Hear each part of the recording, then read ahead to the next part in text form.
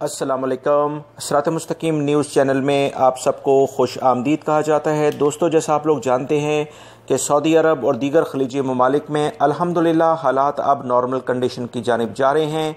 Curfew का ख़ात्मा हो रहा है, डोमेस्टिक फ़्लाइट्स स्टार्ट हो गई हैं, काम भी दोबारा से शुरू हो रहे हैं और जो भी पाबंदियाँ थीं वज़ारत सेहत के असूलों के मुताबिक उसमें काफ़ी ज़्यादा कमी देखने में आ रही है। और सऊदी अरब में तो बाकायदा डोमेस्टिक फ़्लाइट्स भी 31 मई से शुरू हो रही हैं।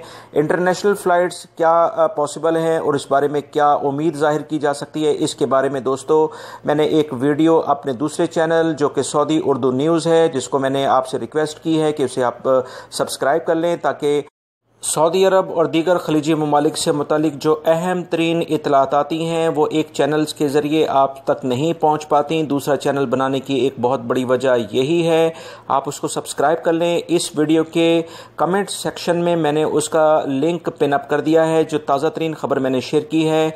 आप जैसे ही उस पर क्लिक करेंगे तो मेरे नए चैनल पर चले जाएंगे, वो वीडियो मुकम्मल देखें जिसमें बहुत अहम मालूमात हैं।